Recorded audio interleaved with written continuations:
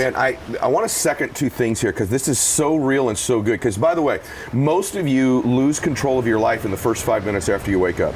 I talk about it in my book, and you begin to respond all day long. The first thing is this. The hardest thing you will do, and the thing that will change your life almost with the greatest impact, is to not check your phone for the first 30 minutes you wake up in the morning.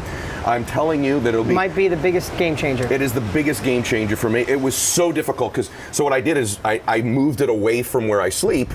But I'm just going to say to you all, you think that's not a big deal, I got to check it. I'm telling you, if you could go 30 minutes, if you could start by going 10 minutes to begin your day, something where you do not check that sucker and react. And then what you say about the gratitude thing, that's profound for me, and it's a breakthrough for me when you said it. I'm always kind of like, what are the big things I'm grateful for? God, I'm grateful for my kids. You reduce it down to just something, what's the smallest thing you could be grateful for, right? I love that because there's always a small thing you could be grateful for. I'm grateful I clipped my toenails yesterday, whatever it is, right? There's something.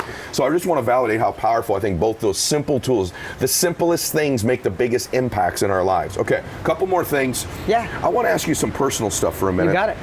You talk a lot about protecting your confidence.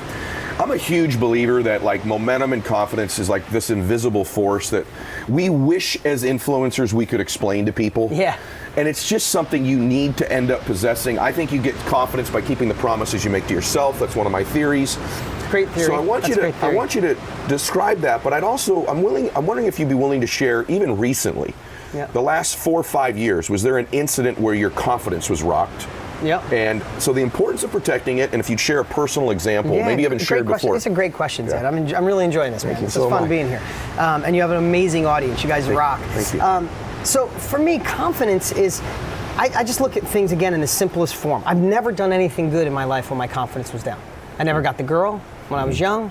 I never closed the deal. I didn't get the money I wanted. I didn't get the partnership. And not like your confidence is in the toilet and you're pathetic with your shoulders down. I'm talking when your confidence is 5% off. Yeah. Did you ever go into a meeting and you know you're a little off and you're like, I'm just gonna grit my way through it, and you come out, you're like, damn, I should have just either ignored it or took a moment to build my confidence because I didn't get what I wanted.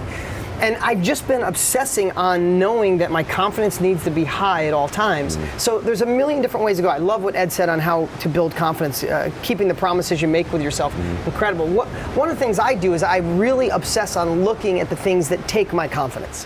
So for me, as simple as this sounds, is I haven't watched the news in 10 years. I don't watch it all. Because I've never watched the news and got down and go, wow, whew, I feel amazing. Like, you don't watch the news and go, Ed, hey man, I watched the news this morning. Dude, you should catch it at 12. You're not going to believe it. You're not going to believe how amazing shit is. No, you watch the news, you're like, oh my God, right? So the news, I know this sounds crazy and we know this is simple, but I've really eliminated the people in my life, and you've heard this a million times, that rob my confidence. And I've either become, if they're family members, I put the Teflon up, or I've slowly pushed them out of my life. And any exercise, anything that I do that robs my confidence, the people I surround myself, exercises, like I said, don't work on your weaknesses. I've obsessed on not-to-do lists. So if I go, hey, when I do X, Y, Z, it robs my confidence, I don't like it, I know it's got to go out of my life. Like my threshold, confidence builder, confidence detractor. If it's a detractor, it goes on the thing that's got to go away. So I would just encourage you, think about the things, the people, the events you do, going to happy hour with the guys from work and all they do is complain about how shitty your job or your boss is or your company is.